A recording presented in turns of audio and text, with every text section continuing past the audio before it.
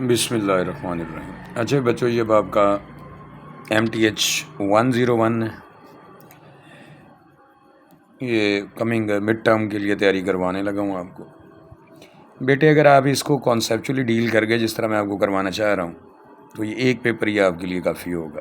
आपको ना किसी फ़ाइल को देखने की ज़रूरत पेश आएगी, ना किसी और चीज़ को। ठीक है, ये आपके पास है पेपर, जो मर्ज़ी बेटे ले लें आप। ठीक है, ये 2009 का हो, क्योंकि बुक वही है चल रही है आपकी। तो मैं आपको इसे एक पेपर तक महदूद नहीं रखता, ये एक रेफरेंस के तौर पर होता है सिर्फ। ठीक है, क्वेश्चन मैं इधर लिखूँगा। इसका पहला क्या थी? बेस। अच्छा, ये देख लें कुछ कि मैंने अपनी एकेडमी ऑनलाइन शुरू कर दी वर्चुअल के स्टूडेंट्स के लिए। नाम इसका है Mudassir Awan virtual educational system है। इसमें मैं लाइव जूम पे क्लासेस लेता हूँ जिस तरह कोरोना डेज़ में होती थी। ये मेरा कॉन्टैक्ट नंबर है 030940600842। इसके अलावा एक और नंबर होता है 031545600842। ठीक है जी। मिड से पहले 2 माह की जो होती है टोटल फ़ी 2000 होती है, उसमें चाहे आप 1 मैथ पढ़ें, 2 पढ़ें, 10 पढ़ें। ठीक है जी।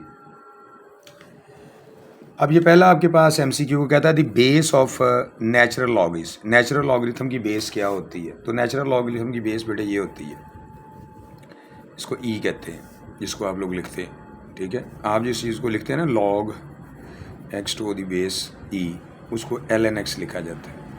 ठीक है, और ये जो बेस 10 होती है, ठीक है, वो नेचुरल, उसको कॉमन लॉग कहते हैं। मतलब आप यूँ लिखते थे base x log x base two the, ये कहलाता है नेचुरल लॉग, ये तक कहलाता है कॉमन लॉग। ठीक है, उसके अलावा भी हो सकते हैं, मतलब यूँ भी हो सकता है log x बेस भी 5 हो सकती है। तो इसका करेक्ट आंसर ये ए है, क्योंकि ई की वैल्यू 2.71 होती है। उसके बाद वो कहता है ये जो line x equal to x not, ये क्या चीज़ है? हॉरिजॉन्टल एसिम्पटोट है या वर्टिकल एसिम्पटोट है? मुराद उसकी ये है कि ये x एक्सिस के पैरेलल है या कि y एक्सिस के पैरेलल। तो इसका मैं आपको सोल्यूशन करा देता हूँ। ठीक है, एक्चुअली ये यूँ होता है कि ये आपके x एक्सिस है, ये आपके y एक्सिस है। तो x एक्सिस जो आपके पास लाइन है, ये तो उसका नाम है, तो इसकी इक्वेशन क्या होती है? Mathematical equation. तो वो ये होता है कि इस पूरे के ऊपर y की वैल्यू 0 होती है। ठीक है, तो अब कोई लाइन अगर पैरेलल किसकी हो जाती है? x एक्सिस की, तो वो क्या होगा? y इज इक्वल टू ऐसा नंबर, फ़र्ज़ करो ये 2 है, तो ये y इज इक्वल टू 2 जो होगा, ये आपके पास क्या आ गया? ठीक है, ऐसी लाइन होगी जो पैरेलल किसकी हो जाएगी? x axis. ये ऊपर की तरफ भी हो सकती है, ये नीचे की तरफ भी हो सकती है। y इज इक्वल टू क्या है यहाँ पर? -2 आ गया। हो गई बात क्लियर? तो ये आपके पास तो होता है इसके लिए। अब अगर आपके पास यूँ आ जाता है, यूँ, ये, तो ये आपके पास y एक्सिस होता है। तो y एक्सिस तो इसका नाम है, मैथमेटिकल इसकी इक्वेशन क्या होती है? इस पूरे y एक्सिस के ऊपर x 0 होता है, तो वही इसकी इक्वेशन है। तो कोई लाइन जो इसके पैरेलल हो जाएगी, वो हो जाएगी एट, फ़र्ज़ करो जी, कोई भी लाइन जो पैरेलल होती है y एक्सिस की, वो बेसिकली क्या होती है? x को किसी नंबर पे कट करती है। फ़र्ज़ करो कि ये लाइन जो है x एक्सिस को 2 के ऊपर कट करती है, जिसको x इंटरसेप्ट कहते हैं। तो ये एक ऐसी लाइन होती है जो पैरेलल किसके है? y एक्सिस के, इसलिए ये इधर भी हो सकती है।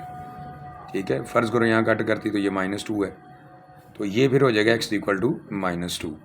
तो इसको हम कहते हैं वर्टिकल एसिम्पटोट, और ये जो लाइनें होती हैं इनको क्या कहते हैं? हॉरिजॉन्टल एसिम्पटोट। हो गई बात क्लियर? तो ये आपके पास पॉइंट, अगर इसमें कोई पूछने है तो बात पूछ लेना। अच्छा, इसके अलावा एक तीसरा केस भी इसके अंदर आता है, उसको, वो लाइन होती है उसको इंक्लाइन लाइन कहते हैं। वो यूँ भी हो सकती है, वो यूँ भी आ सकती है, इस पैटर्न पे भी। तो ये इंक्लाइन लाइन होती है। ये जो हॉरिजॉन्टल लाइंस होती हैं, यानी जो पैरेलल टू x एक्सिस होती हैं, उसमें y सिर्फ इन्वॉल्व होता है। जो वर्टिकल होती हैं वो पैरेलल होती हैं किसके? y एक्सिस के। इसके अंदर सिर्फ x इन्वॉल्व होता है। अच्छा, एक और पॉइंट याद रखिएगा, जब कोई लाइन पैरेलल x एक्सिस की हो जाती है तो वो परपेंडिकुलर किसकी होती है? y एक्सिस के। इसी तरह अगर कोई लाइन पैरेलल y एक्सिस की है तो वो परपेंडिकुलर किसकी होगी? x एक्सिस के। यानी x एक्सिस के साथ इसने क्या करना है? 90 डिग्री एंगल बनाना है। ये जो 2 लाइनों का केस है, ठीक है, इनको कहते हैं नॉन वर्टिकल लाइन्स। ये भी नॉन वर्टिकल लाइन है, और ये भी क्या है? Non vertical line. ठीक है, इसमें दोनों एक्स वाई होते हैं, मतलब x + y भी हो सकता है, x - y कुछ भी हो सकता है, यानी x भी होगा। ठीक है। कोफिशिएंट उसका कुछ भी हो सकता है, ये इस फॉर्मेट की होती है। वो आगे आपका कुछ भी लिख सकते हो, ए बी की वैल्यू पॉजिटिव हो या नेगेटिव हो, दैट इज नॉट। तो एक्स और वाई जब भी लाइन के अंदर आएगा तो वो हमेशा नॉन वर्टिकल लाइन होगी, यानी वो ठीक है कोई ना कोई एंगल जो होगा बना रही होगी उसके साथ, जिसको इंक्लिनेशन कहते हैं। ठीक है, लेकिन इन दोनों के अंदर ये स्पेशल केस होता है। पैरेलल जो एक्स एक्सिस के वो परपेंडिकुलर किसके है, वाई एक्सिस के। ठीक है, इसको हॉरिजॉन्टल एसिम्प्टोट कहते हैं। और अगर कोई लाइन पैरेलल वाई एक्सिस के तो वो परपेंडिकुलर एक्स एक्सिस के। ठीक है, ये इंक्लाइन का केस हो गया, ये आपको दिया हुआ असल में। अच्छा, इससे क्या मुराद होती है, ये जिस चीज़ को ये कह रहा है आपसे, ये line this is called dash for the graph if F is, ठीक है, कि जैसे जैसे क्या होता है F of x positive infinity या नेगेटिव इन्फिनिटी की तरफ जाता है। ठीक है, तो ये आपके पास क्या कहलाता है, लिखा हुआ वर्टिकल एसिम्प्टोट, ये लिख दिया हुआ। ठीक है, नन ऑफ दीज में ये भी आ सकता है Y is equal to 3x, कुछ भी हो सकता है।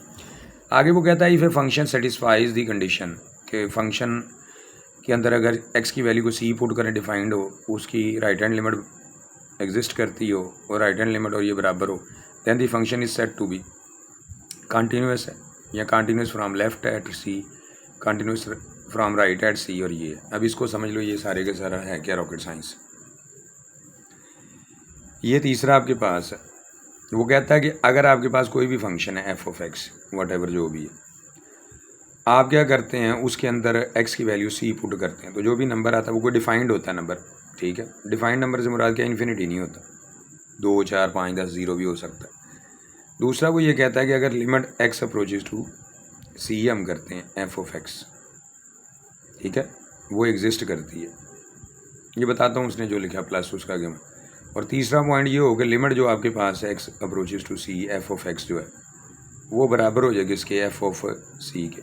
तो हम कहते हैं अगर ये इस तरह बराबर हो जाए तो हम कहते हैं f of x is continuous at x equal to c. Simple है। अब अगर क्या हो जाता है, फ़र्ज़ करो यहाँ पर सी के ऊपर प्लस आता है, इधर भी सी के ऊपर प्लस होता है, तो फिर वो कॉन्टिन्यूस होना था, ठीक है, फ्रॉम राइट ऑफ सी। क्या हो जाना था, फ्रॉम राइट ऑफ सी। जिस तरह यहाँ पर सी के ऊपर प्लस है ना, यहाँ भी सी के ऊपर प्लस है। इसका मतलब क्या है कि सी कोई नंबर है जिसमें आप राइट साइड से आते हैं, ये सी फ़र्ज़ करो नंबर, ठीक है। अगर आप इधर से आते हो, इसको अप्रोच करते हो, इधर से करोगे तो इसको लिखते हैं limit x approaches to c from left, और अगर इधर से इधर आते हो तो इसको लिखते हैं limit x approaches to c from right लिख देते हैं। ठीक है, तो अगर सी के ऊपर प्लस होता तो फिर एफ ऑफ एक्स जो होना था वो कॉन्टीन्यूस तो होना था सी के ऊपर, लेकिन कहाँ से होना था, फ्रॉम राइट। ठीक है, ये आंसर ये गलत लिखा हुआ है जिन्होंने भी ये लिखा है। ठीक है, ये आंसर इसका करेक्ट ये है, क्योंकि यहाँ सी के ऊपर प्लस है, यहाँ भी सी के ऊपर प्लस। अब सवाल ये है कि अगर सी के ऊपर माइनस आ जाता है, यहाँ पर ये प्लस लिखा हुआ है ना सी के ऊपर, इधर भी प्लस, सी के ऊपर माइनस आ जाता तो फिर वो कॉन्टीन्यूस फ्रॉम लेफ्ट एट सी होना था। ठीक है, और कॉन्टीन्यूस एट सी के लिए ये कंडीशन मैंने आपको बताई हुई। ठीक है, अब जो आपका सवाल है उसमें क्या दिया हुआ है आपको, पहला तो ये दिया है कि एफ ऑफ सी डिफाइंड है। ठीक है, दूसरा ये कि लिमिट क्या है, x approaches to c from right exist करती है। वही बात क्लियर। तीसरा पॉइंट उसने दिया हुआ कि ये दोनों आंसर ही बराबर हो जाते हैं, तो फिर हम ये कहते हैं ये क्या है, कॉन्टीन्यूस है। ठीक है तो ये कॉन्टीन्यूस, लेकिन ये continuous from right at c. ठीक है, तो ये क्या होगा, so f of x is continuous, ठीक है, फ्रॉम राइट एट सी। बेटे जब क्लासेस के अंदर आएंगे ना आप, तो फिर मैं आपको बहुत सारी और भी मालूमात दे दूंगा। अब मैंने बताया अगर यहाँ प्लस की बजाय क्या होता है, माइनस होता, तो फिर वो इधर से होनी थी कॉन्टीन्यूस। ठीक है, और ये फिर आपने लिख देना फ्रॉम लेफ्ट एट सी। इसके बाद आ जाओ आपके पास चौथा क्वेश्चन है, वो उसने ये दिया हुआ है कि अगर सेकंड डेरिवेटिव क्या होता है, नेगेटिव होता है किसी इंटरवल में, तो एफ फिर क्या हो जाता है। इसको देख लो, वो कहता है कि अगर किसी भी फंक्शन का क्या होता है, सेकंड डेरिवेटिव नेगेटिव हो जाता है ऑन एन ओपन इंटरवल। तो वो ये कहता है आपसे कि देन फिर क्या होगा, एफ़ क्या हो जाएगा, f is dash on a b, तो ए बी के ऊपर वो क्या हो जाएगा जी, कनकेव अप होगा, कनकेव डाउन होगा, क्लोज होगा या नॉन फ्रीज होगा। तो पहले तो आप ये बात समझ लो कि ये होता क्या है असल में, ठीक है। ये आपके पास जब ग्राफ बनाते हैं ना, ये एक्स एक्सिस और ये वाई एक्सिस, ठीक है, तो सेकेंड डेरिवेटिव ये पॉजिटिव होता है तो मैक्सिमम वैल्यू आती है, ठीक है। तो मैक्सिमम वैल्यू तब आती है जब ये कनकेव डाउन होता है, यूँ होता है, ये एक्स की कोई वैल्यू होगी एक्स नॉट, इसके ऊपर ये आप एफ़ के अंदर जब पुट कर देंगे ये एफ से मुराद, तो यहाँ कोई वैल्यू आ जाएगी वाई नॉट उसे कहते हैं, वो इसमें पुट करके जाती है, यानी ये जो एफ़ ऑफ एक्स नॉट होता है इसको वाई नॉट कह देते हैं। तो ये जो आपके पास साइट है ये कौन सी है, वाई नॉट है। तो ये जो वाई नॉट होती है, ठीक है जी, ये वाई की वैल्यू जो होती है इसको मैक्सिमम वैल्यू कहते हैं। यहाँ एक्स की जो वैल्यू होती है यानी y not g is equal to क्या, जो एफ ऑफ एक्स नॉट है, जो एक्स नॉट को फंक्शन में पुट करने के बाद आंसर, फर्ज करो आपके पास ये अल्फ़ा आ जाता है, तो हम कहते हैं ये क्या होती है मैक्सिमम वैल्यू। तो इस केस के अंदर ये क्या है, कनकेव डाउन है, ये क्या है, कनकेव डाउन। हो गई बात क्लियर। तो फिर इसका उलट भी हो सकता है ना एक, ठीक है, इसका उलट क्या हो सकता है कि अगर यहाँ पर ये लिखा होता एफ डबल एक्स क्या होता, ये हो जाता, तो ये कनकेव क्या हो जाना था, अप हो जाना था, और उस वक्त आपको मिनिमम वैल्यू मिलनी थी, किसकी, वाई की या फंक्शन की। फ़र्ज़ करो ये बीटा आ जाता, तो वो ग्राफ आपका यूँ बन जाता, यूँ, ये कनकेव डाउन है ना, वो कनकेव अप होता था। तो फिर यहाँ पर आपके पास ये एक्स नॉट है, इसको इधर फंक्शन में जब पुट करते हो तो वाई नॉट आ जाता है, जो कैसे आता है, फंक्शन में एक्स की वैल्यू एक्स नॉट पुट करने की, ये सारा है, चल तो एफ ऑफ एक्स ही रहा है ना। तो ये जो हाइट होती है ये वाई नॉट, ठीक है, ये भी वाई नॉट है तो ये भी वाई नॉट, तो वाई नॉट मिनिमम भी हो जाती है मैक्सिमम भी हो जाती है। उसके बाद उसने पांचवा ये दिया हुआ, वो कहता है suppose that f and g are differentiable function on x, then कहता है ये जो दो फंक्शन को डिवाइड करके डेरिवेटिव निकालते हो तो उसको कोशेंट फंक्शन कहते हैं, ये उसका आंसर है। इसके मुकाबले में तीन और होते हैं, वो भी मैं बता देता हूँ आपको, ठीक है। ये छठा आपके पास है ना कि डी ओवर डी एक्स जो है वो किसके बराबर है, एफ ओवर जी ओ, तो ये आपकी बुक में यूँ ही लिखा हुआ है ना कि नीचे वाले का स्केयर होता है जी, फिर f dash minus f as it g dash, ये होता है, इसे कहते हैं कोशेंट थ्योरम या डिवीजन थ्योरम भी कहते हैं, थ्योरम भी कहते हैं, रूल भी कह देते हैं। इसके मुकाबले तीन और भी आ जाते हैं, मसलन अगर डी ओवर डी एक्स किसके ऊपर आ जाता है, एफ इंटू जी के, तो फिर फर्स्ट एज इट होता है, डेरिवेटिव सेकंड का होता है, plus second as it derivative first का, इसको कहते हैं प्रोडक्ट थ्योरम या प्रोडक्ट रूल।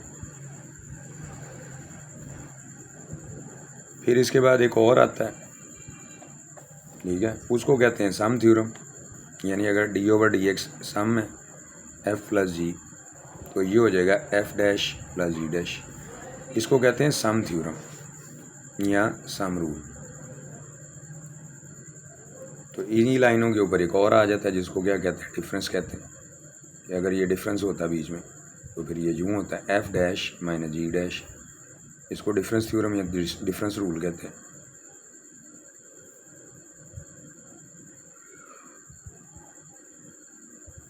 हो गई बात क्लियर। इसके बाद है आपके पास फिर वही आ गया x is equal to x not, पहले ही कर चुके। फिर आएगा ये वाई अगर किसके बराबर one over one minus x, तो d y over d x इसमें से क्या होगा वो चेक कर लेते हैं डेरिवेशन निकालने के लिए। वाई अगर यूँ होता है ना one over one minus x है, पहले तो ये समझ लो कि अगर ये यूँ हो, ठीक है, एक्स की पावर 3 हो, तो दोनों तरफ आप डेरिवेटिव ऑपरेटर अप्लाई करते हैं। एक आपकी MCQs की आ रही है वीडियो, उसमें मौजूदा जो आपको क्विज़ेस आई हैं उनके ऊपर बनाई हुई। अच्छा, दोनों तरफ डेरिवेटिव ऑपरेटर पर इस पर पावर रूल लगता है। ये पावर पहले क्या आती है, कोफिशिएंट बनता है, फिर पावर में से एक कम करते हो और फिर डेरिवेटिव ऑपरेटर जो बेस होती है उस पर अप्लाई कर दिया जाता है। तो ये आ जाएगा 3x², हमेशा x का x के लिहाज से 1 होता है, तो ये आ जाएगा 3x, ये पावर रूल होता है। अब सपोज करो कि अगर ये यूँ हो जाता,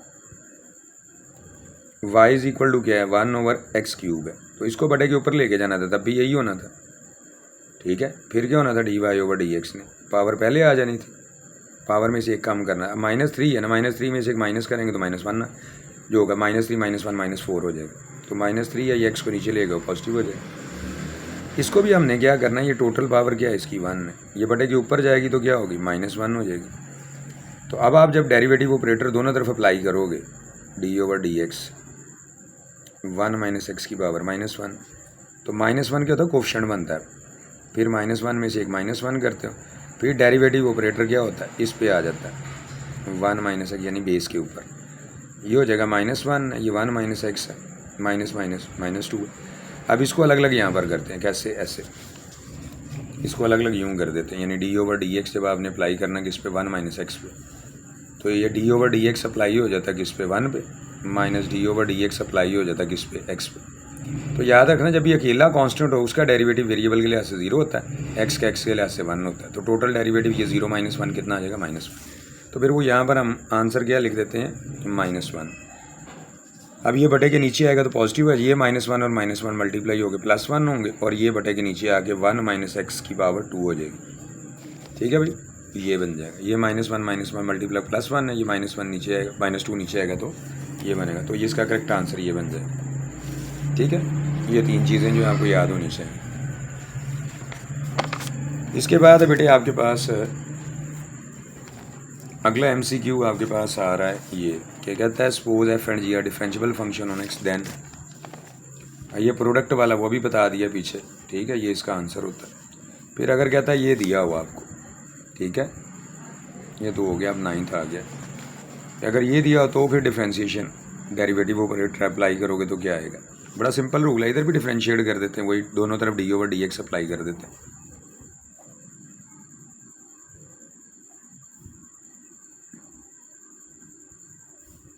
इसमें इसको अलग अलग कर देते हैं x² प्लस।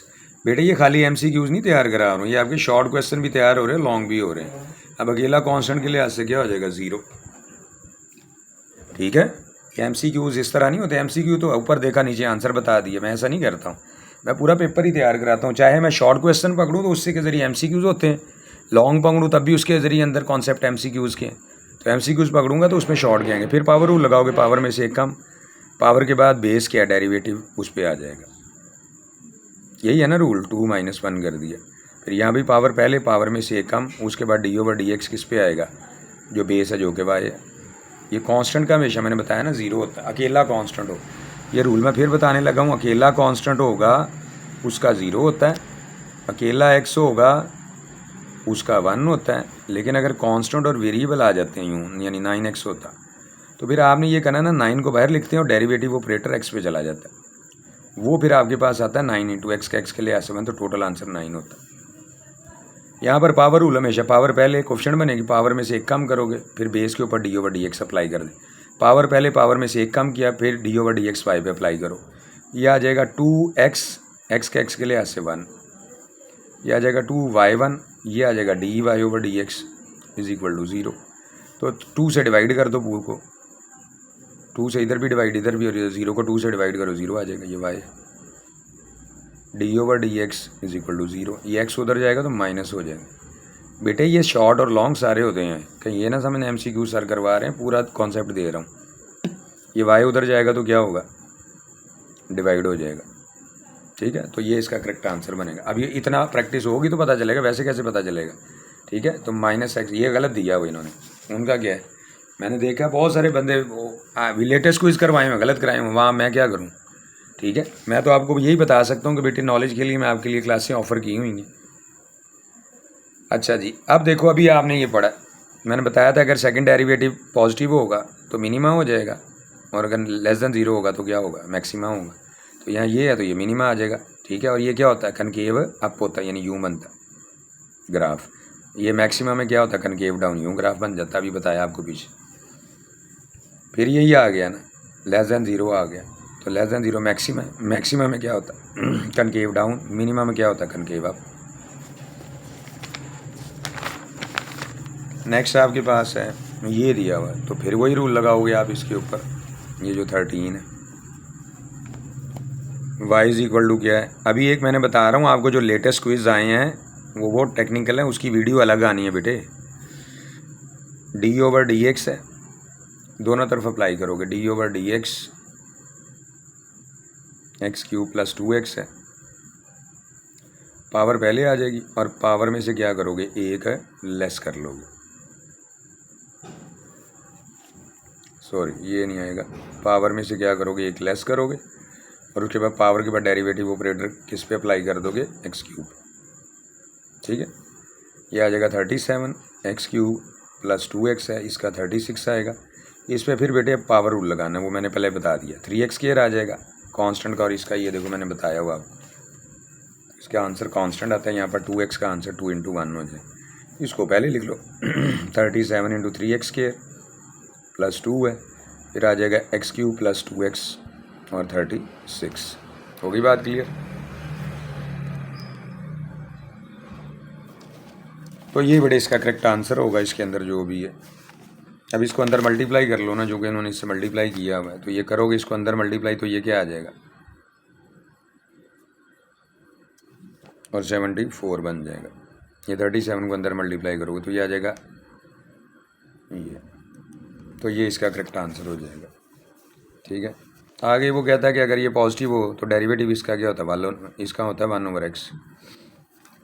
ये अब आपने लॉग के अंदर जाना है, अगर ये हो तो 1/x है, अगर ये हो तो साथ इसका नेचुरल लॉग आ जाता है, ये तो बटे में आता ही है, साथ ही इसका नेचुरल होता है, यहाँ पर भी है।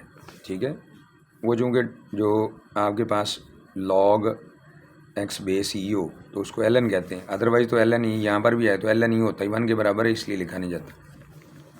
फिर ये मल्टीप्लाई हो रहे हैं ना, तो मल्टीप्लाई होंगे तो आपको पता है, मैट्रिक में पता है आपको कि ये हो जाएगा log a plus log c, अगर डिवाइड होते तो माइनस हो जाते हैं, ये लॉग की प्रॉपर्टीज़ हैं, ये इसके बराबर है, अगर डिवीजन होगा तो माइनस हो जाता है, अगर पावर हो तो पावर कोफिशिएंट बन जाता है, ये आ जाता है बस। और अगर आप क्या करते हो, नंबर को और बेस को बदलना हो तो उसको रेसिप्रोकल में ले जाते हैं, ये a है ये b है।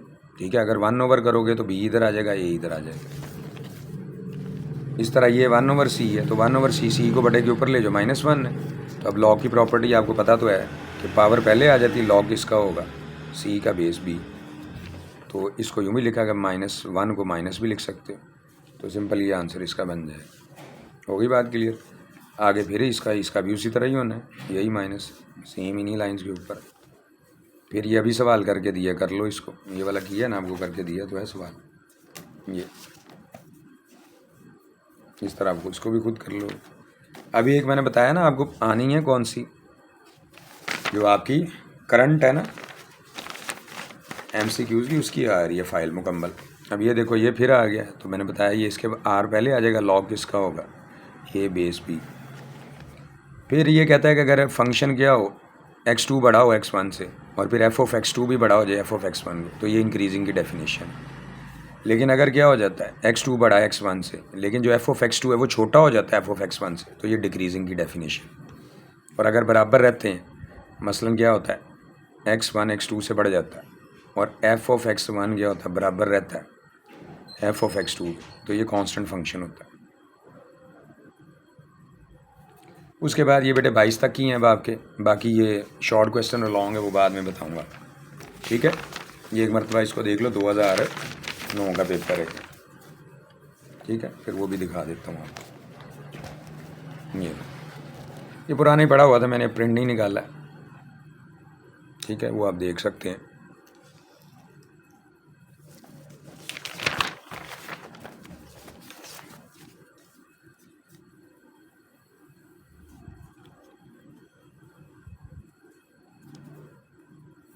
हो सकता है ना बच्चों को ना मिले कोई पेपर, तो फिर तो प्रिंटेड शक्ल में बच्चे कहते हैं जी लो जी प्रिंट निकला, तो इसका मतलब क्या है, ये तो डेफिनेटली पेपर में आएगा, नफसियाती हो जाए। हालांकि मैं जो कॉपी पे क्वेश्चन लिखता हूँ वो भी मैं इन्हीं चीज़ों से लिखता हूँ ना, कोई अलग से थोड़ी आते हैं। अभी हल तो मैंने कॉपी पे सारा करके दिया, तो बेटे जब आप क्लास में आएंगे तो फिर आपके कॉन्सेप्ट भी इंशाल्लाह ताला क्लियर हो जाएंगे। ठीक है, ये अभी पुराना पेपर एक मैंने अपलोड किया ताकि आपको आइडिया हो जाए पहले क्या था। अब इसके बाद एक वीडियो आनी है MCQs की, जो क्या होनी है, ठीक है, जो आपके मौजूदा को शो करेगी। ये तो पुराना था आपका पैटर्न, इसके बाद जो है ना वो शॉर्ट क्वेश्चन है। अब ये इसका भी देख लो जो मैंने हल किया है। ठीक है, ये बड़े जूम क्लासेस हैं, दोनों नंबर्स हैं मेरे। ठीक है, इसमें आप जिसमें भी रब्ता करेंगे इंशाल्लाह ताला आपको, क्योंकि बेटे असल डिस्कशन होती है क्लास के अंदर जो थॉरली होती है, जिसमें बच्चों के कॉन्सेप्ट्स क्लियर होते हैं फिर। ठीक है जी, वो फिर आपको फ़ायदा देती है।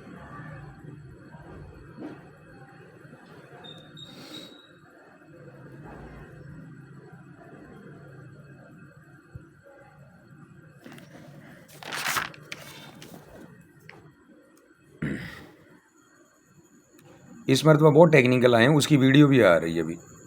ठीक है, एक फिर ये, अब एक उसकी आनी है MCQs की, फिर एक जो होगी शॉर्ट और लॉन्ग जो हैं इस पेपर के आएंगे, और जो करंट आपको असाइनमेंट्स वगैरह आई हैं उसके आ जाएंगे। God bless you.